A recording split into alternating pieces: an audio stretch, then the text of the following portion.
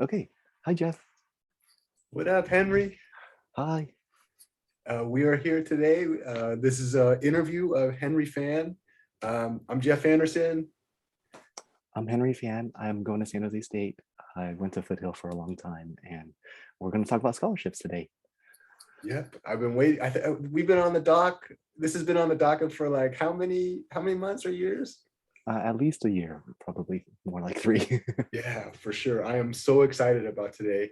I think before we jump into the wonderful stuff that you've prepared and the depth of this conversation, a little bit of context might be helpful, just so folks that don't know us and don't know the work that we've done together and our history have some context about what this is and kind of what we're doing. So maybe, do you have ideas of what you'd like to start with that context, just to let people in on into a window on what we're talking about?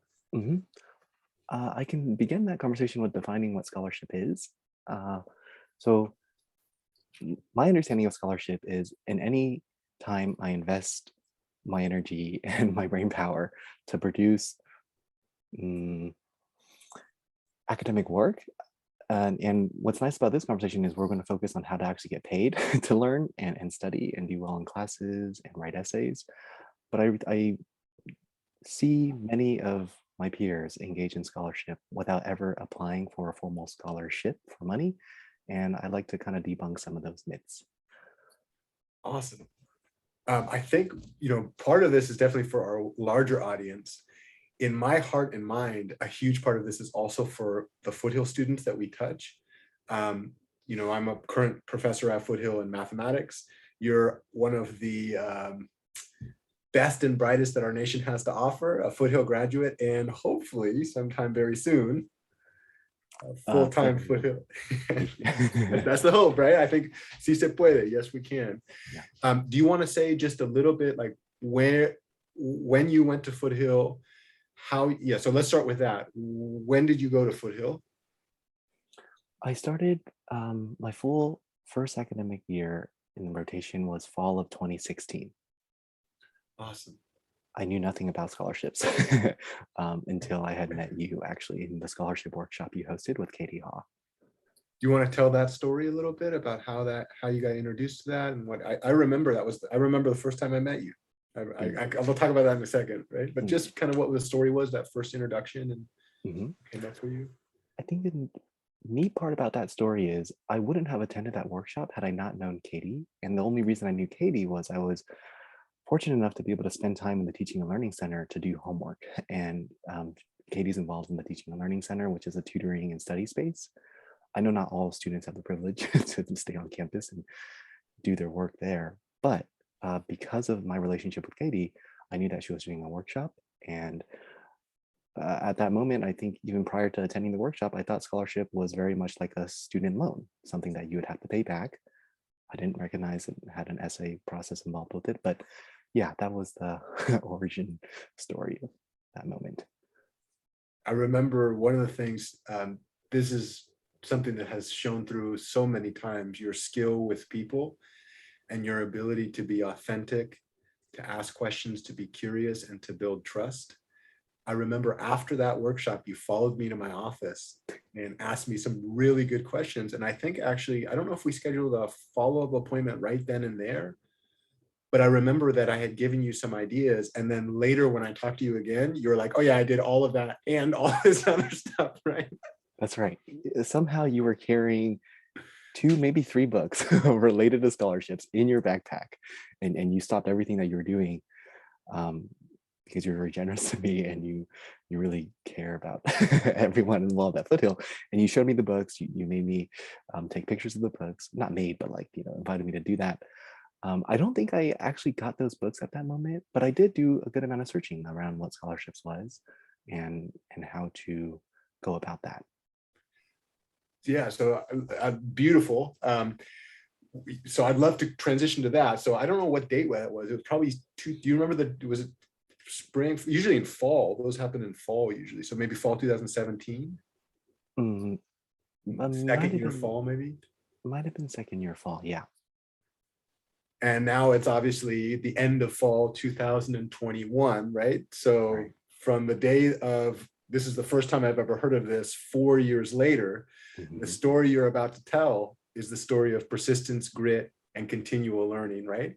Mhm. So with that, maybe I'll say, can you start to paint the story of what scholarships have meant for you in your education and some of the experiences that you have? And just start anywhere you'd like to start, maybe with the first tab. Yeah. As much as I dislike lectures, here we go. But um, let's see. So my very first round of applying to scholarships, I don't think I got a single one. But after attending your workshop and really like mm, thinking about what that means and being systematic about the approach to applying scholarships, my next year I got many, many scholarships. So all of these, let me see if I could use some of the tech features here. Can we go Uh, up to the top just to, and then kind of explain what you're looking at right now? So if you go up to the yes, very yes, top. yes, yes. Thanks. This is the award history of my financial aid. So the scholarships is a subdivision in financial aid within that department, um, at least when I went there. And this is the award history that I downloaded. So this was my last academic year at Foothill. Um, I highly recommend you apply for financial aid because you can get grants. It's a long process, but it is a process well worth looking into. Uh, so my last year at Foothill, this is one of the scholarships, the Science Learning Institute. And a short story about this one is, even though $2,000, I think I probably spent maybe 5 hours on this essay, and I was awarded $2,000. But what was really rewarding for me when I applied for the scholarship was I've since had 2 summer jobs directly aligned to my interests and values because I met the donors, I met the people who are responsible for the scholarships, and I guess they liked what I had to say, so they hired me to be a peer educator in their program. Um, how am I doing, Jeff? You're doing beautifully. I love it. I have so much to say. I think this looks like it's the award history for Foothill College specifically, and I think you also have some awards at SJSU, which is a different conversation. Um, can you kind of describe the different types of things that folks see here? Because I think this document actually has at least 2 different types of financial aid and maybe even 3. So um, Pell Grants probably, scholarships, and loans. And can you kind of talk about the differences between, and when you look at this stuff, what do you see and what does it mean? Do you have to pay these back? Is it stuff that you're gifted? How does the money come in? Just kind of talk about the different circumstances so that folks get a sense of what they're looking at, right? Awesome. Uh, I will do my best. I think I should start by, if you want to get paid to study, go to your financial aid department and make some friends, because I think they will be more articulate in understanding this breakdown. But for the grants, it's money that is directly towards your education, something that you do not have to pay back. Uh, Down here, you see the direct loan subsidized, direct loan unsubsidized. Those are loans that you do have to pay back, but in my case, I had declined those loans. Um, and then more grants. So grants I'm not paying back. Part of the extended opportunities programs and services. I only found out about that because I applied through FASA in the financial aid department. So Did you work with Kerry Bahadur in that one? yeah, She's amazing. I know. Yeah. Yeah, I need to pay her a visit. And more grants. And then these are scholarships. So from the Jason Witten Memorial down all the way to the National Science Foundation uh, money, those are all scholarships. And one nice part about scholarships is, to give a short example, all of those internal scholarships through Foothill, which is, if you go to your AcademicWorks, you can find that if you sign into your portal. And what's nice is at state schools, they use the same portal, AcademicWorks. These are my San Jose State scholarship. Go ahead, Can Jeff. you kind of just, you're going really fast. You actually are presenting information that I don't know because I don't see this as a faculty member. Got it. So what you just said, I think, Mhm. was that through the online portal that students sign into, there's Yes. something called AcademicWorks. Is that right? Mhm. So if you were to do a web query, I could type Foothill College Academic Works. And again, I highly recommend just um, contacting your financial aid department through, and then getting in contact with scholarships people. They can walk you through this, and they host workshops throughout the year for this, in my experience. But yes, AcademicWorks is like a portal within my portal, a sub portal that's directly responsible for scholarships. And you can sign in with your campus-wide ID. And through there, earlier I was signed in, but I got kicked out because they want to protect my privacy, I think. Awesome. Yeah, you don't sign back in with your. Okay. Yeah, but basically you fill out a general application. And I think this one cool note about this that I didn't learn until later, you can finish your general application, which has a My Story essay, which is a really important essay that Jeff had taught me how to draft well for, which is down here. Please write an essay, really just, break down the prompt and really understand the prompt and address the prompt. But after you hit finish and submit, I learned that you're not actually submitting your scholarships. So these are various different scholarships on the left-hand side with different names and different donors and different programs. But when you hit finish and submit on your general application, which is the first thing that you're going to need to do, you will then come across these opportunities. Meaning the next step is these opportunities. And I guess what I'm trying to say here is, even if you don't have your My Story perfectly drafted, hit finish and submit to then see the opportunities, because it's not going to actually completely submit your application through.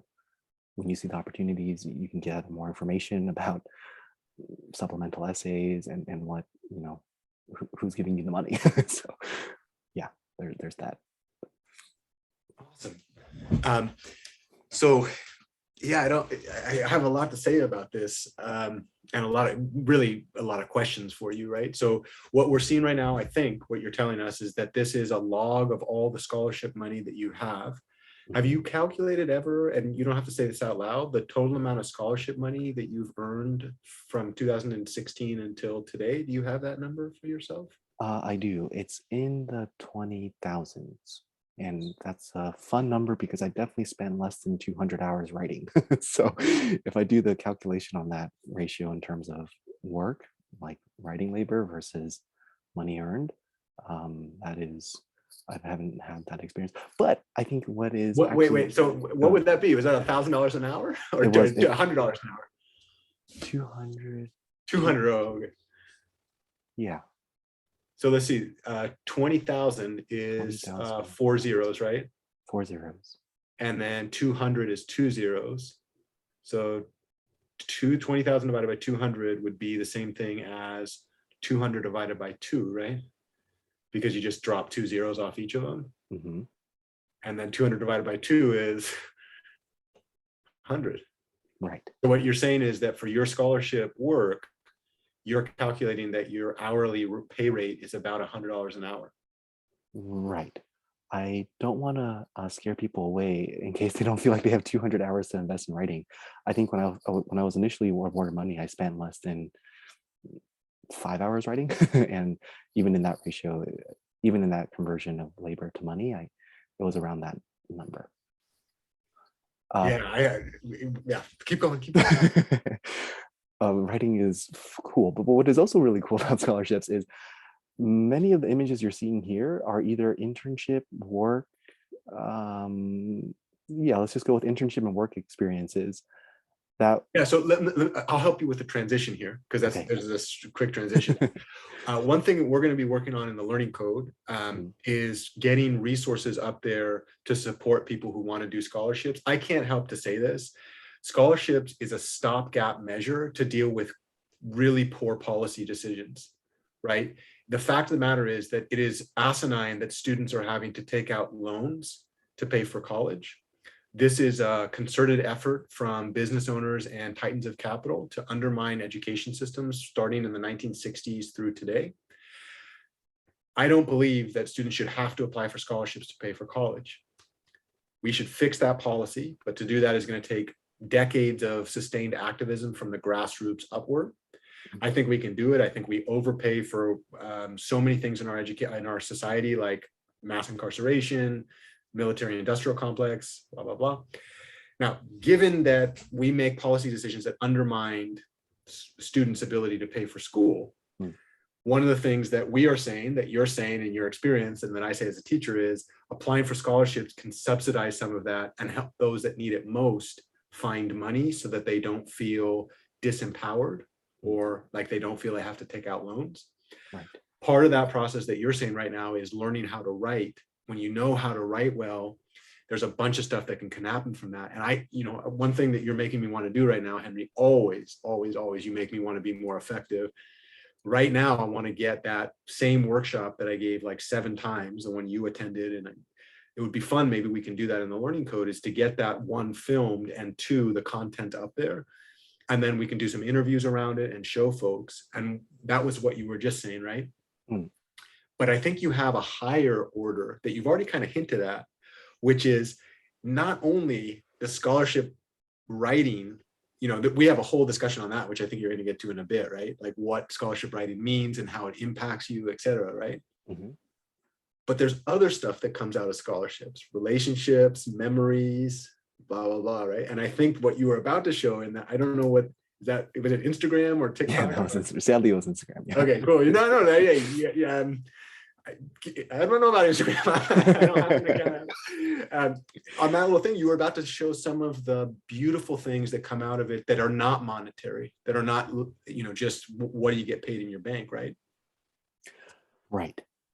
Certainly some of those opportunities were paid opportunities that I think were directly related to deeper introspection and reflection that happened because I was drafting personal statements. So that my story essay, and not even just drafting in loneliness and silence, but like drafting with other people. I remember specifically connecting with you on many accounts, directly talking about. I remember like a 2 or 3 hour editing session that we did together. Like nonstop, like we went hard to the paint as the NBA players would say. I think it might have been the My Story essay, no? Yes, it was from like 6 to 9 p.m. after a full work day for you.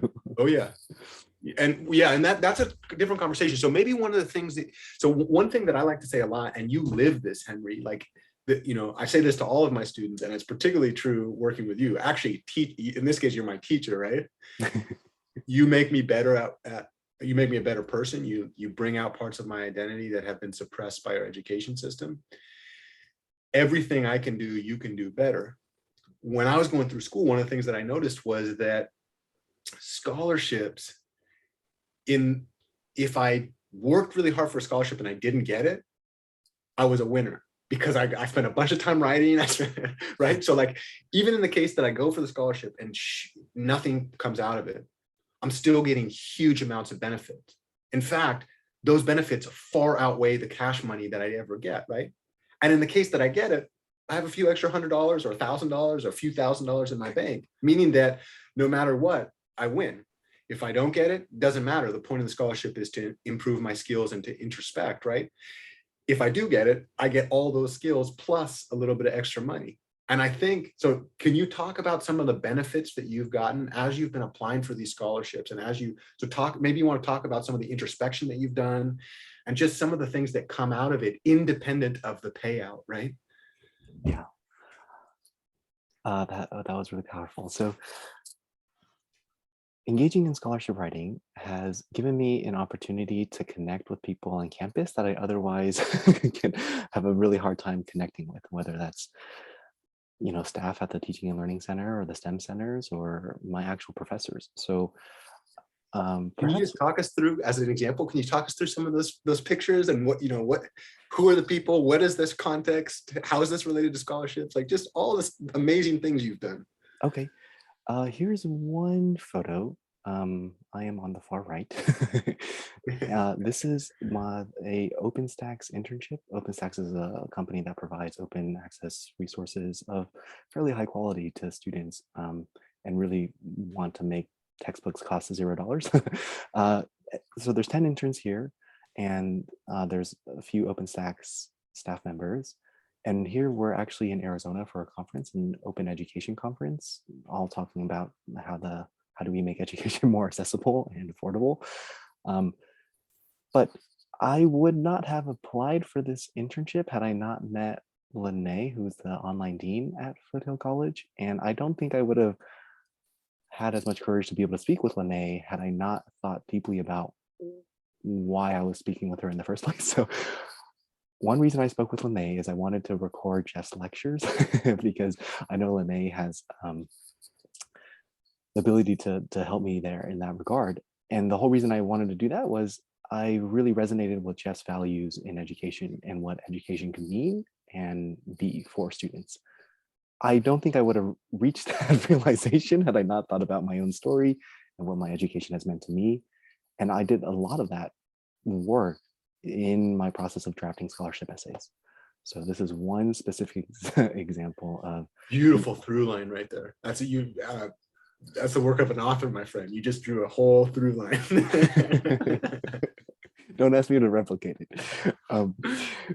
Yeah, in each of these photos here, all of them, I've been fortunate enough to have my experiences quite aligned to my identity as a peer educator and future full-time community college educator. So, well, You want to just name? Oh, go ahead. Go ahead. Go ahead. one graphic I thought might be interesting is this one actually in this conversation, because I think so this is from Jeff's Grade for Equity presentation. It's a good one that I'm happy to link in the description of this video. But let me use the annotate feature to center some focus.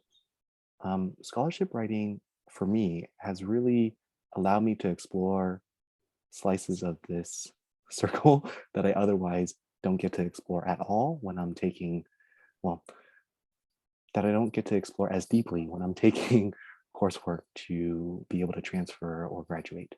Specifically, this is a slice that happens really thinking about, what am I interested in and what am I curious of?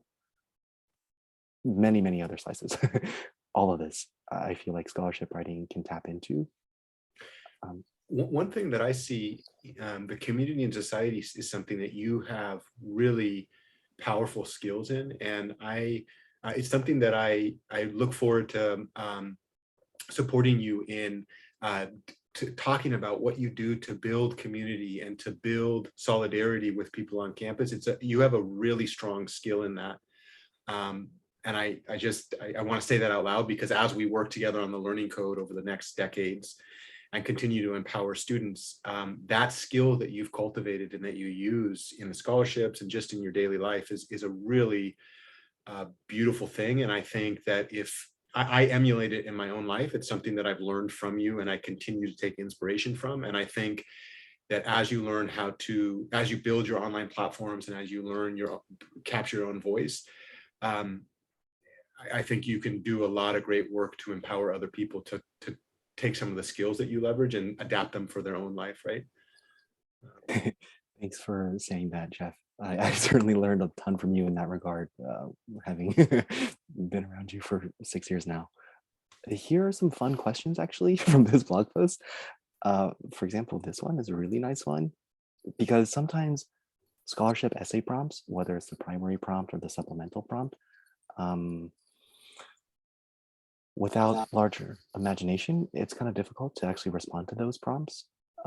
But like really, come up with your own question or use the questions that you find are interesting, such, I personally found a lot of these interesting, to do some nice brainstorming work prior to worrying about like, oh, am I, on cue with the prompts or am I interested in the prompts? Yeah.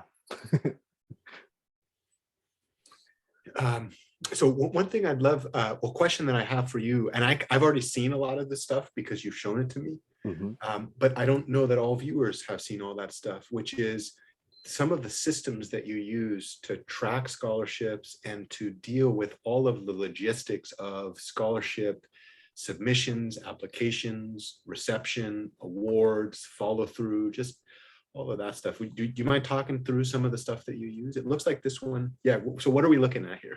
Okay. One reason I've actually been slow to right around scholarships is personally, I struggle a lot in my classes. So the thought of if I want to provide or sell the idea like go apply for scholarships, you know, I worry about the students who are already underwater and drowning in their classes. Like, how are they going to make the time to write and this entire thing that goes, into scholarship application processes. So one way to kind of make it more manageable, there's a lot to look at here, but let me just say I have never applied for external scholarships. I've only applied for internal scholarships. So those are the ones through the financial aid scholarship departments at your institution. So please go make friends there. uh, with that said, um, creating a spreadsheet like this with some columns of interest can significantly reduce the amount of work that goes into the day that you're interested in doing scholarships, the day that you no longer want to do scholarships. So just tracking uh, all relevant and important information um, into a centralized place, such as a Google Sheets or Excel or what have you, can save you a ton of time because what you'll notice is whether it's the primary my story essay prompts or supplemental essay prompts, there will be common prompts that you can either just tailor your writing to so that it generally fits that prompt to save you some time in applying for scholarships. I love it. One thing that came up as you were speaking, and we've talked a lot about this in the past, is the different categories of scholarships. And I actually think that the way that you're doing this is the way that I would recommend for all folks. I call it the scholarship circuit. It reminds me of Major League Baseball, and you got double A ball, triple A ball, MLB, and then you've got feeder leagues. And Mhm. what you were saying just now is that I don't know if you wanted to take this over, the idea, because what you're talking about is the different levels of the circuit, right? Mhm. So there's local campus specific scholarships. And I always say for young folks, find a $50 scholarship that is offered. Like if I was talking to you, I'd be like, find a $50 scholarship that is offered to people named Henry who are CS majors. Right?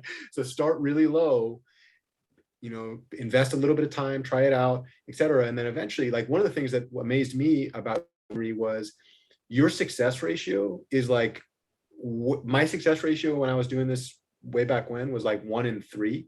So I did the same thing. I would track my scholarships judiciously, I had et cetera. And 1 out of every 3, I would have a hit, and the other 2 would be quote unquote failures. Now, in my mind, a failure is actually a success. Mm. You also broke one of my cardinal rules for myself, and you did it with so much grace and composure. My cardinal rule was no more than 2 scholarships in a quarter, and really only 1 each quarter. So because I didn't want to be overwhelmed, but you had some really interesting systems about that, right? And so I want us to call out like what Henry was just talking about is staying at the local circuit, not going regional, state, national, international, because the higher the level of scholarship, usually the higher the payout, and higher payouts bring bigger sharks in the water. And bigger sharks means people who have really systematic advantages, which means that you're fighting against people who have a lot of advantages, and it's not a local thing anymore. I think as we get better, as we grow, we can definitely go for that. But in the early stages, I actually encourage the exact strategy that you're using, which is start small, start local, and then build your skills incrementally over many, many years. And then as you build those skills, as you build a resume, that's where you start going for the statewide scholarships or the national scholarships or the international scholarships, right? I remember when we were encouraging Steve to apply for scholarships, I had asked him to apply or look at external scholarships, but the reason behind that is I knew that his application cycle for internal scholarships had just ended. And I've also read so many anecdotes of people who do play in those higher circuits in the big leagues that make millions, which is why I said if Steve at that moment was ignited, go for it, go do the writing and apply and see how that is. With that said, of course, there's a psychological cost to applying to something and not getting it. And to a quick comment about your cardinal rule, Jeff.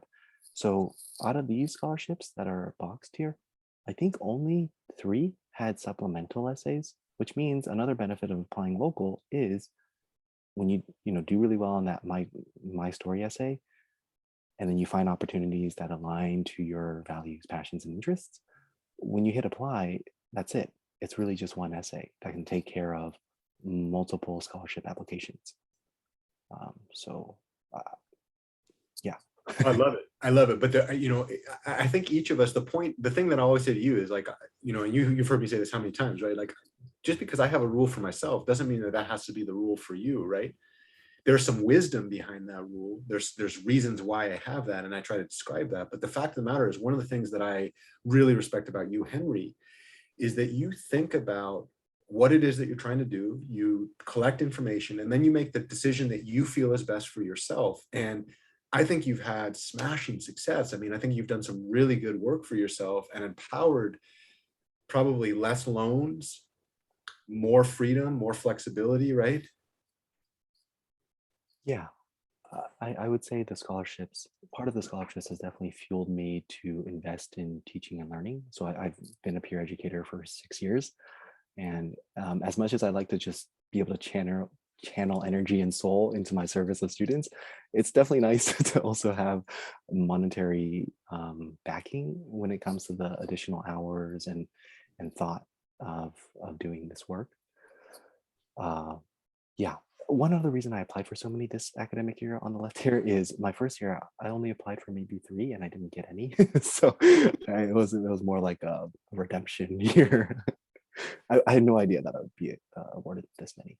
So Could you also talk a little bit? I don't know if you want to keep sharing your screen. There might be something about this, but sometimes students are really worried about not meeting all of the requirements because scholarship um, calls that, like, the actual advertisement says you have to have this, this, this, and this. mm, Um, and I think you have some wisdom on that. Maybe it could be that your mind is somewhere else, in which case follow wherever your mind's at, right? no, that's a great thing to address. Many of the scholarships I was awarded, as well as job opportunities and internships that I've received, I did not actually hit all the minimum qualifications for. If you're listening to this, I would highly recommend that you try to hit the minimum qualifications and make time to do that. But if you feel like, let's just stick with scholarships in particular. If you feel like your GPA is not what they want your GPA to be, or if you feel like mm, your story is not what other student stories might seem to be, that I really hope that that does not deter you from applying, because many moments, I did not actually hit that GPA marker, or perhaps I didn't even fulfill everything that they wanted in the application. But oddly enough, I was still accepted um, as a recipient. On my side of it, I have stories. I've never sat on a scholarship committee because I do a ton of work with students. And I feel like, if I have to choose between reading student essays or training students to do scholarships, I would much rather deal with the front end portion of it rather than the back end. But many of my colleagues have sat on committees, and in the old teacher break room, when we're sitting around with our feet up with copious amounts of time on our hand, right? Because teachers just don't have a ton of time and not a lot of work to do. Mhm. I exchange stories. There have been tens of thousands of dollars that I know of that has gone unallocated because nobody applied. One year we had 10 scholarships and 4 applicants. Right? And everybody that applied that met, that like checked the boxes, got the scholarship. And then we were like begging people to apply. And this is very often the case for local scholarships. And this is one of the reasons that I get so upset that we don't just pay for school, because we put a barrier to entry that seems so hard to meet. Mm. And yet why don't we just give the money away? It reminds me of that interview you had with what's his name? It's not Josh. Scott, is it? Josh. Josh. Yep. Where he was talking about the idea of this exact concept, right? It was resonating really deep in my heart in that moment. But I love that message that you're sending, and the story, your actual experience, that even if you don't hit all those check marks, go for it, try it, get your name out there, get it out there. And in the worst case scenario, you're going to learn a ton about yourself and do some reflections. And I can say from my standpoint, on the other side of the aisle, the people on the committees are begging for this, and it's so disheartening when you have a bunch of money on the table and then just no applicants apply, right? Mm. Yeah, Um, that's a powerful story. did you have Mm. something that came up as we were talking just now? Is there something that One idea that came up was some of these scholarships, there could be multiple recipients. So another reason I've been slow on perhaps talking about this is I don't know if imposter syndrome is the right idea here, but the idea that, if it is true that they only can accept one recipient, am I really the recipient that deserves the scholarship? Yeah. I don't know, I really want to focus on your story, but Okay. we're touching on a lot of stuff. I have some more interview questions for you. This particular question that you just asked is a big one. And maybe should we save it for future blog posts and stuff that we do on the TLC, or do you want to launch into it now? What do you think? Mm, we can save it. We can go with where you want to go. I want to go with your story. I think you had prepared some other parts of this that I'd love to highlight, right? One of the major things that I hope folks that are watching this get Mhm. is evidence that, first to hear your voice and to hear your words and to hear how powerful your experience is, but then also some of the wisdom, some of the hard fought ideas and techniques and that you've developed, I think are really powerful. Yeah. Mm, so something I've told myself to kind of go back to the like, am I really deserving of all these scholarships when there's a finite pool of recipients on the other end? Is I really do try to channel the money that I earned through scholarship writing, and yeah, let's just stick with scholarship writing to provide exceptional service to the students that I'm responsible for. I've been fortunate enough to work in many different tutoring departments at Foothill and at San Jose State.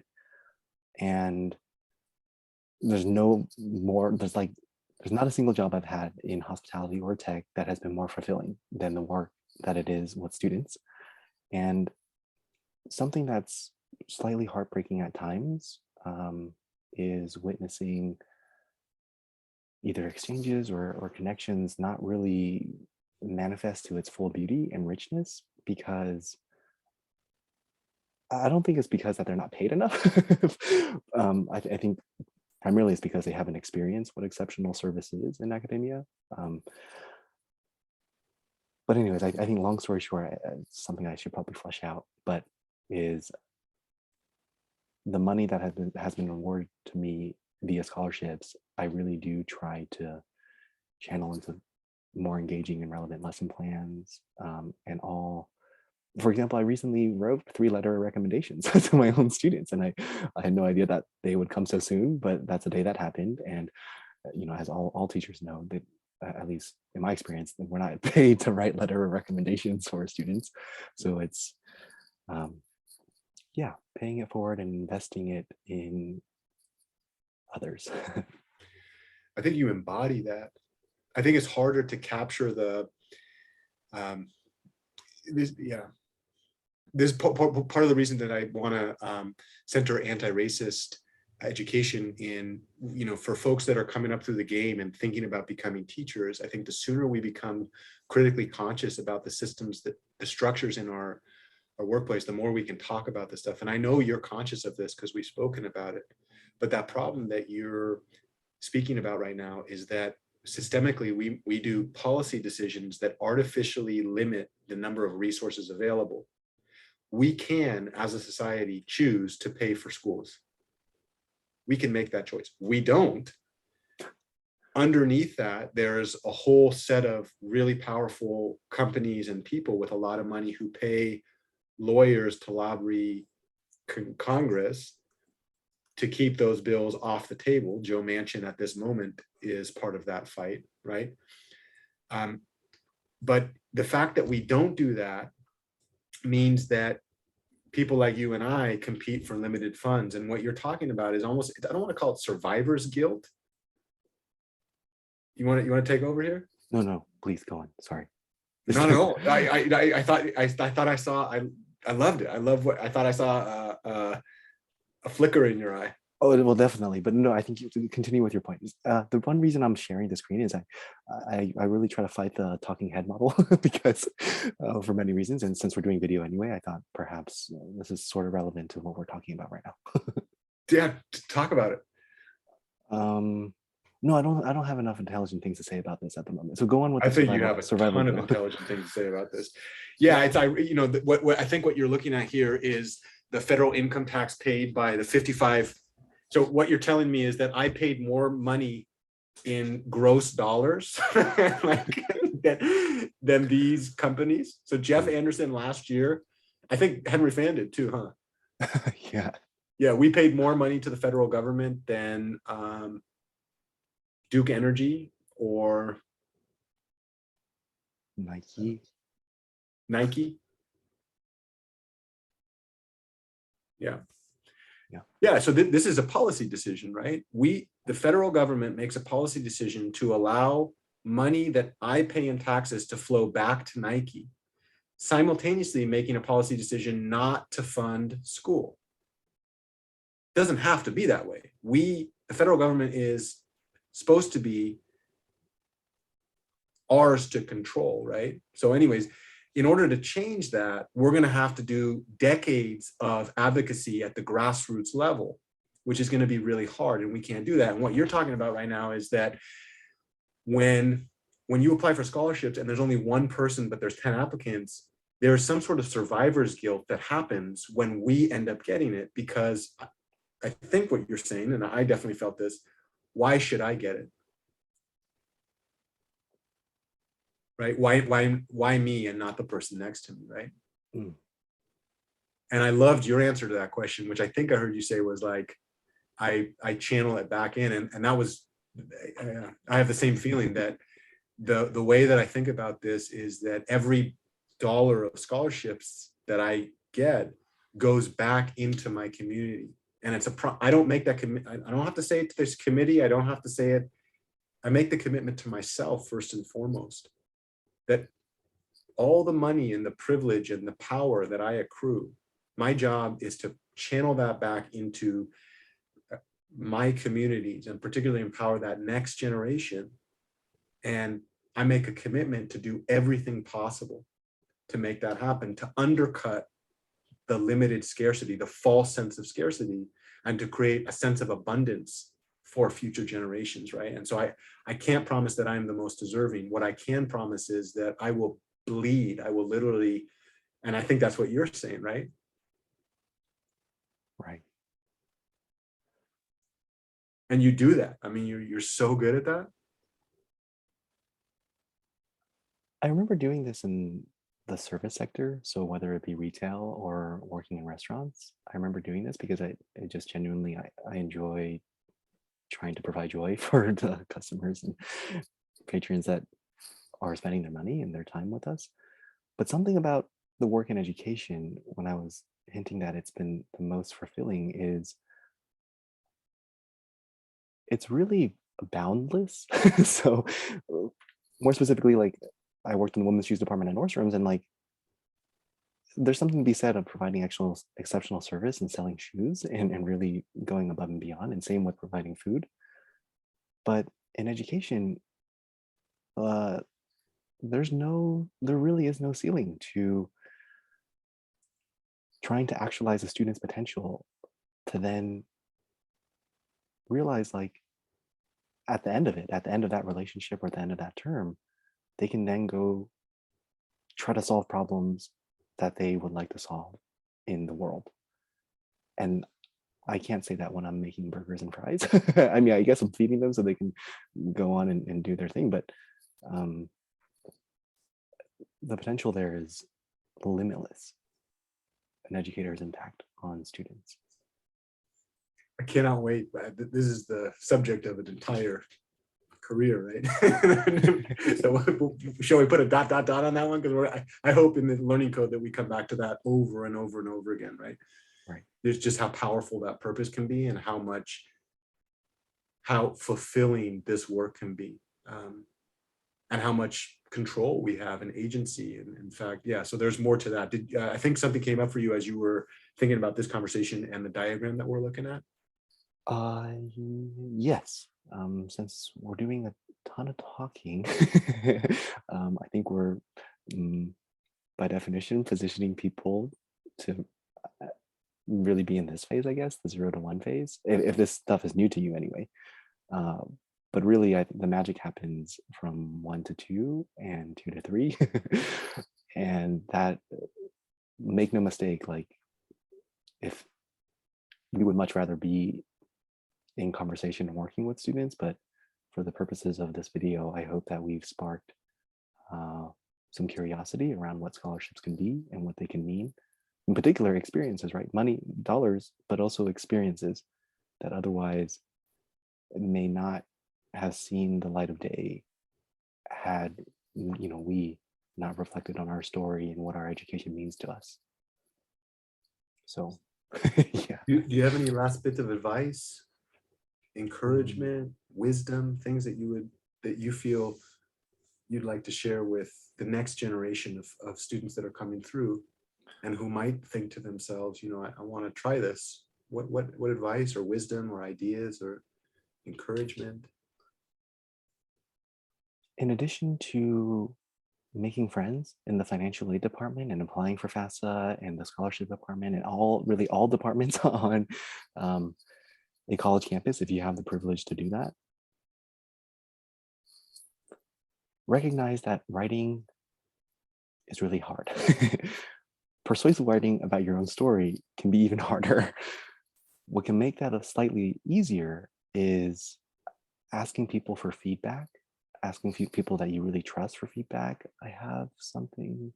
So here's a document where there's a few statements in here for the McNair Scholars Program.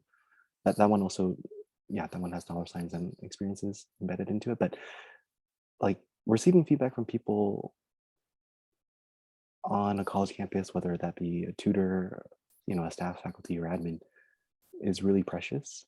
And I've been able to create some rich relationships in that process. So just realize that many people on a college campus are there for you and are there to help you find your story. And that you're not alone in like, it's really different than perhaps a traditional English essay, whatever that means. You don't, so just have fun with the process of all that goes into scholarship writing. This is a great website. So if you're at Foothill, maybe skim this first and then don't skim it the second time. Maybe we can drop some of these in. I have not been doing the timestamp challenge right now because I wanted to give you 100% of my attention as we're talking. But maybe we can put some of those resources that you've created that you had in your link there in the description where we've referenced them. Yes. No one and done lectures.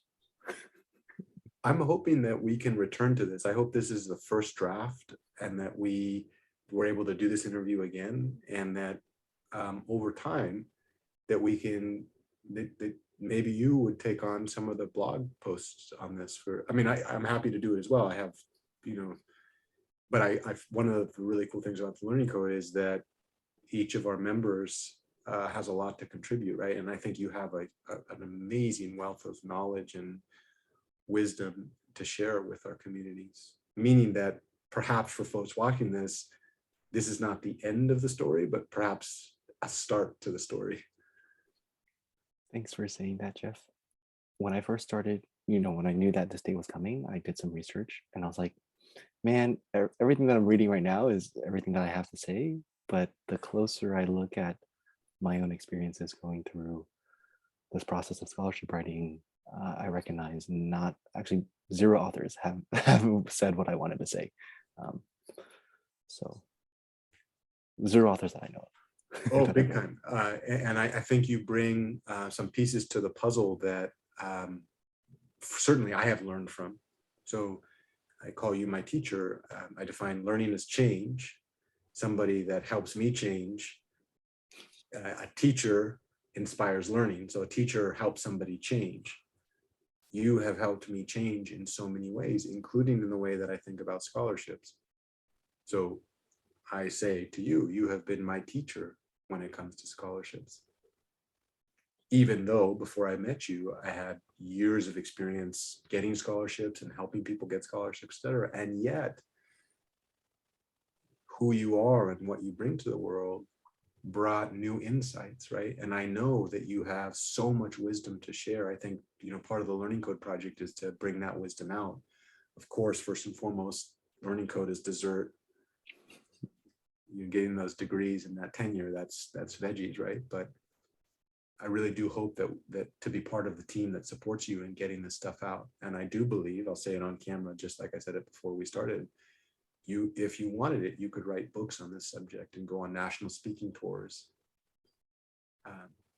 I think that your talent and your gifts can do a lot more higher up. That's a very low hanging fruit to make money on book sales, right?